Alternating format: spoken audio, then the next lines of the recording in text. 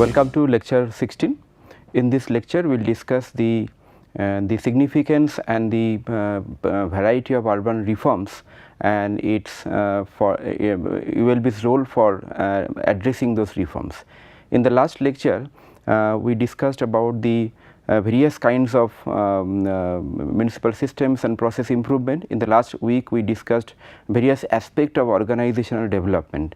Now, in this week, we will discuss the how to improve the organizational effectiveness by using various methods. So, today we will discuss the urban reforms. Under this, we will discuss what is and why reform, domain of urban reforms, domain classification types, and concept of managing change to tackle the urban reform. So, let me tell you some background that when we discussed in few lectures that in urban governance from 1992 from the 74th Constitutional Amendment Act, it is a huge responsibility to the municipalities to perform various kinds of activities including planning, development, service delivery, etc. And after that in 2004 onwards, there are reform linked urban development programs. For example, JNNURM and after that AMRUT, all the programs are reform linked.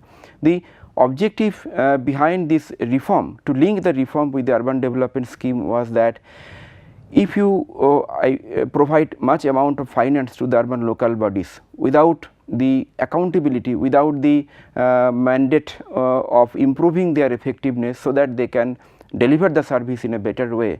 It has been seen in last couple of decades after the independence that the average level of services is very poor, and as a result there are a lot of programs or schemes which failed even and in spite of spending much money. So, as keeping this in mind and considering this, Government of India in 2004 they brought a flagship program called Jawaharlal Nehru National Urban Renewal Mission, and this program was unique in form because it is a comprehensive program, because of this program all earlier smaller and theme based programs were stopped and it was merged with this program. And in this program it was essential to have some reform. That means, if a municipality do some reform, then only they will get some funding for the development. So, that was the message. Now, what is reform? Reform is basically the organizational change and the actions required for the organizational change, and unless the organization change, they cannot perform better to have the reform. So, under this reform there are two types of reforms which are categorized. One is that mandatory reforms, which has to be done compulsorily, and without that not a single amount of money will be disbursed, and second was the optional reform, which some of the optional reforms has to be done, but it is up to the government that how many reforms they can take up based on their context, based on their convenience. And secondly, there were two levels of the reforms. Some reforms were required to be done by the state level, some reforms were required to be done at the urban local bodies level. So, as a urban professionals, as a city manager, you must know what kind of reforms, and what is their implications. So, let us see one by one. So, we discussed that two types of reforms were there, mandatory reforms and optional reforms, and both the reforms were there at ULB level and state level. So, let us see what are the reforms at the urban local bodies level and the which are mandatory. So, first reform was that the adoption of the double entry system of the accounting. In municipalities, since municipalities and the urban local bodies, they are not a very large organizations like any state department or the directorate or any public sector undertaking. So, their accounting was earlier classically was done manually by single entry system. So, the message through this reform was that if they go to double entry system, their asset and liability both will be counted and they will be in a better position to assess and to appreciate the assets and liability, and the accounting system will be transparent.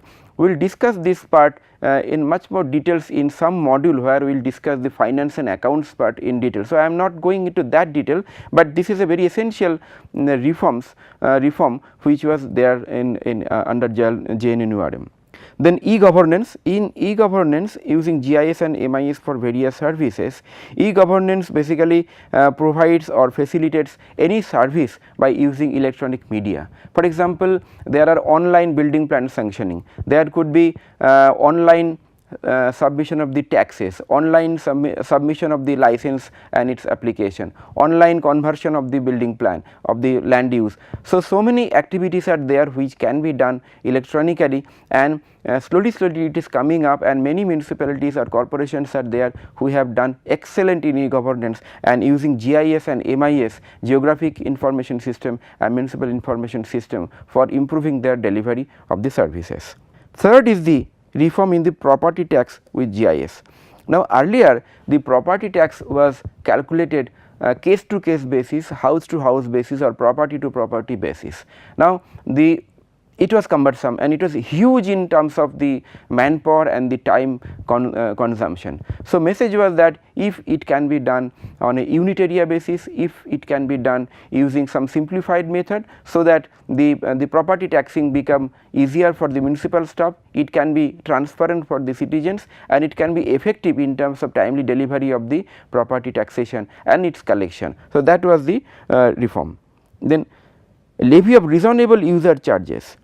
Now, in our local government, we have been giving services like water supply, we have been collecting the solid waste and the other waste, we have been providing the essential services like licensing and all the services, but can you charge some amount of user charge for the water supply or similar services?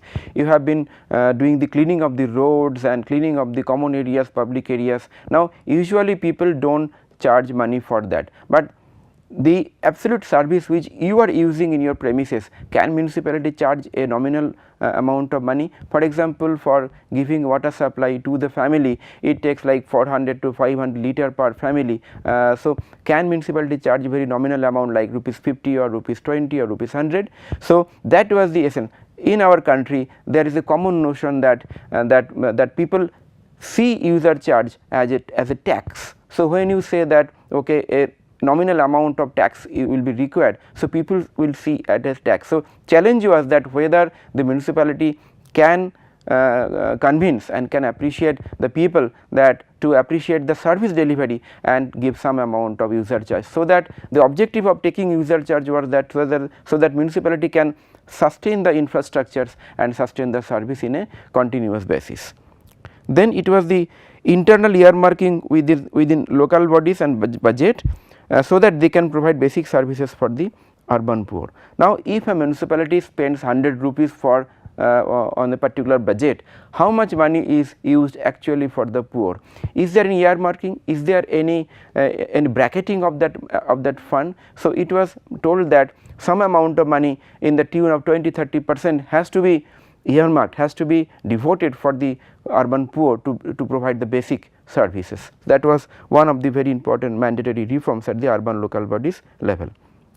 Next, let us see the mandatory reforms at the state level. The first reform which is important here is this implementation of the 74th Constitutional Amendment Act. Even though in 1992 74th Constitutional Amendment Act came into force, but after even 10 years municipalities could not do all the changes or the suggestions given by the 74th Amendment. So, it was told in this reforming programs that if that for state level organizations, every state government has to frame their municipal acts and delegate all the functions to the municipalities as per the prescription of the 74th Constitutional Amendment Act, and including the DPC and MPC, District Planning Committee and Metropolitan Planning Committee. You must be knowing that the Metropolitan Planning Committee and District Planning Committee are not at all formed in various states and various districts. So, it was very much mandatory that state government has to form the MPC and DPC to streamline the planning at the regional scale. That was a important and mandatory reform at the state level.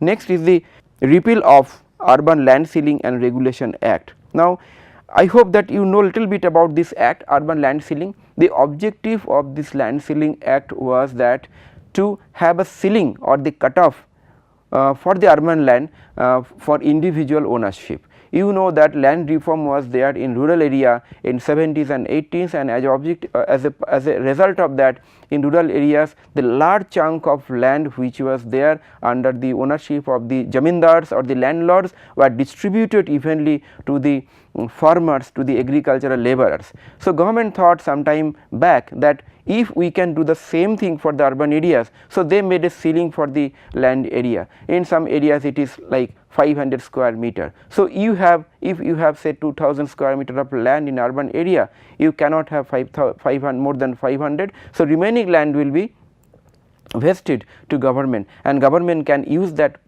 land for the public infrastructure.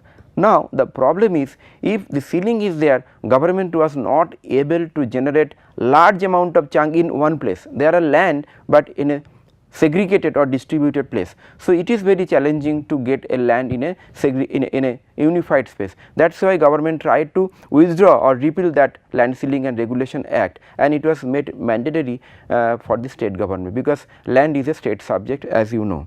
Second was the reform of Rent Control Act, rent control laws and acts, which balancing the interest of the landlords and the tenants.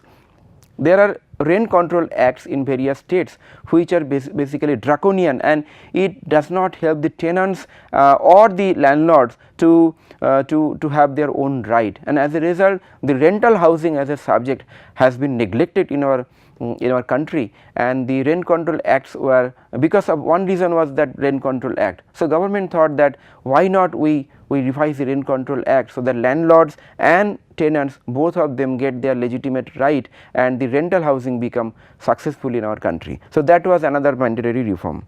The next one was the rationalization of the stamp duty.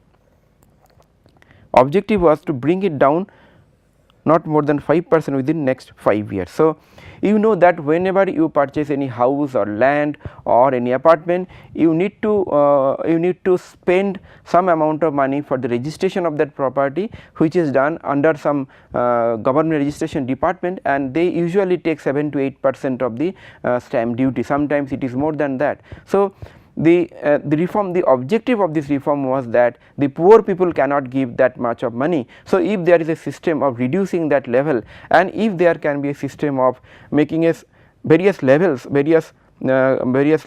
the stamp duty, for poor it can be less, for the higher income group it can be little more. So, those kind of reform could be there at the state level. There are few more mandatory reforms at the state level, like independent regulators for the urban services. In some of the state level organizations for the urban services like water supply, solid waste management, sanitation, there can be independent regulatory organization which will monitor and regulate the activities of the municipalities and the service provision. Then the public disclosure law and release of quarterly performance information to all the stakeholders. Now, public disclosure law is basically by and large the set of laws which enables or which makes the mandate to disclose the essential information for the common citizen. In some lecture we discussed Right to Information Act. So, under this act every municipality and the state government has to disclose their information under this provision of the law. Enactment of community participation law to institutionalize citizens participation. In some lecture we discussed various levels of citizens participation. So, under this community participation law it is essential, and state government has to ensure that community participation law is done and enacted in the state, so that each and every municipal body and the not only municipal body, the other local bodies including panchayat, they make it essential and mandatory for the community participation in their all planning and development work. Then assigning or associating elected urban local bodies with city planning function. You must have seen that in 74th Amendment Act, the first job which is given in 12th schedule out of 18 job, that is a city planning function. But practically very less number of urban local bodies could perform that function because of the less amount of funding, less capacity in terms of the manpower for that. So, state government has to ensure that urban local bodies have essential manpower and funding to do the city planning function, and more importantly they have to delegate that function through their municipal act. So, as a result of this mandatory reform, most of the state governments now they have delegated the power, but the reality is that because of the less amount of capacity at the local level, they are still not able to perform full planning function. Some of the state governments they have tried to give the manpower in terms of the urban planning professional in the municipalities, but it is required to create a common cadre of urban planning or city planning if it is delegated to the municipality, and that can be streamlined through the municipal service commission. That is a bigger agenda although, but it is very important to note at this function at this point that delegating responsibility and function is one thing, and second is enabling and improving their capacity is also required to perform that responsibility. So, next we discuss the optional reform. Apart from the mandatory reform, there are some optional reforms which can be done by the state and urban local bodies level, like the revision of the bylaws to streamline the approval process. For any approval like say building plan, can there be any approval process which enables the approval within 15 days? I am just asking. I hope you know that in your municipality or in your organization it take more than 1 month or 2 months. Now, if all the paperwork are all right and it is listed in the citizens charter, and if it is done by the party, and can it be done within 15 days? Can the process be streamlined so that it can be prompt? So, those kind of reforms was the optional. Then simplification of the legal and the procedural framework for the conversion of the land. Currently, the people in an urban area, if they want to convert the land use, they not only have to consult the municipal authority, they have to go to the land registration department for the conversion of the land. But for the urban land, unless it is delegated to the municipality also to regulate the land in terms of the conversion, it is very difficult for a common citizen. So, it is the responsibility of the state government to streamline even the conversion of the land and delegate that power to the municipal authority. Then property title certification system in urban local bodies. When you have a property, when you have a land in a municipal municipal area, you apply to municipality for the mutation. It is called mutation. That means the property is registered on your name, but that system could be also streamlined using essential regulation. Then earmarking 20 to 35% the developed land for EWS and LIG housing. Now, earlier we in the last few slides we told that earmarking of the budget for the poor people is essential. Here they are also telling that not only budget, land as essential resource, you have to earmark 20 to 25% of the land for the EWS and LIG housing. So, please take a note, some of the state government they have done this also. Then computerized process for registration of land and property, then revision of the bylaws so that the strategies like rainwater harvesting, groundwater recharging, that can be done, and bylaws for the reuse of recycled water. So, there are few more optional reforms like administrative reform. Administrative reform means time to time government can do the administrative reform. The objective of the administrative reform is to see the whole administrative structure of the government at the state level, state, district, subdivisions, and the tehsil, block and the municipal level, and even lower level, and time to time suggest few recommendations and changes in the structure, so that the overall government and overall governance structure can work in a better way. For example, there are 2 to 3 administrative reform commissions which were set by the various government, but some of them were not properly implemented. So, it is also important to have the administrative reform to make the commission have the report and to implement those the suggestions and the recommendations of the committees. There could be some structural reform in terms of the organizational structure and the system in the local government. Then encouraging private public partnership. After 2000, there are various municipalities who have been successful for PPP project in housing, in road, and also in other infrastructure like say solid waste management and say sanitation. So, how the concept of PPP and practice of PPP can be encouraged and can be made a kind of a practice or a culture in the municipality, that is also subject matter of the state planning state government, and unless the state government do not make this a practice and the culture in the whole state, it is very difficult at the local level to do something. So, now in the current times most of the state government they have their own PPP policy and the rules, so that the urban local bodies they can collaborate with the private sector and they can perform better in terms of the municipal infrastructure. Then national steering group may, apart from all this mandatory and the optional reform, there can be any other reforms which time to time government of India through their respective departments can institutionalize. So, that is the message. So, after this reform, now what was the effect of the reform or the outcome of the reform in India?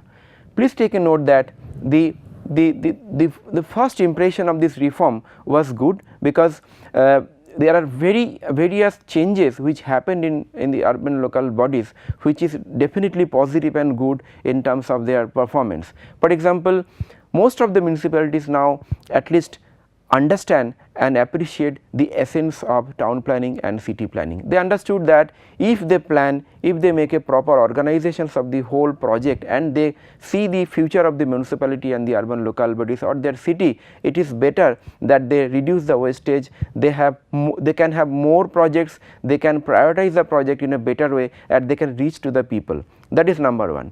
Number two, through the accounting reform, municipalities they have been able to bring transparency and accountability and better performance, better efficiency in their accounting system. Third, in terms of the disclosure in the RTI Act and the Citizens Charter, they have been able to reach people with more accountability and more transparent services. Similarly, some of the municipalities and corporations they have been also able to institutionalize few user charge. Most of the state government they have repealed the Land Ceiling and Development Land Ceiling Act, and as a result more land is now available in the urban area. So, these are some of the major outcome and the achievement in the urban reforms agenda which took place from 2004 to the current date. And but apart from that, there are few lacunas also. There are few reforms which need constant following up and constant persuasion by the state government and central government, so that at the end of the day it is performed. So, instead of making too many organizations at the state level, it is very important to strengthen the capacity of the urban local government and the urban local bodies, so that they can concentrate on the reform and the change, so that they can perform better and better. So, how they can do that? So, there is a concept of managing change. If you want to bring some organizational change in terms of reform in the organization, it is also important that to manage that change in an organization through some dedicated and structured way of management and administration. So, that is a very important concept, although in the management, but now it is also applicable in the urban local bodies and their governance. So, we will discuss this concept of managing change in more detailed manner, and we will show you some examples that how the principles of managing change was done or adopted in the municipalities and better result was there. And as a result, the functionaries and the technical persons, and more importantly the municipal elected representative, if they can get some amount of ideas about the managing change, they can definitely manage their municipal function and ward level function, and they can streamline and they can steer the change in the urban local bodies. Our cities will be bright and beautiful and the green. So, we will discuss this concept of managing change to steer the urban reform in the urban areas in the next lecture. So, with this I thank you very much for attending this lecture.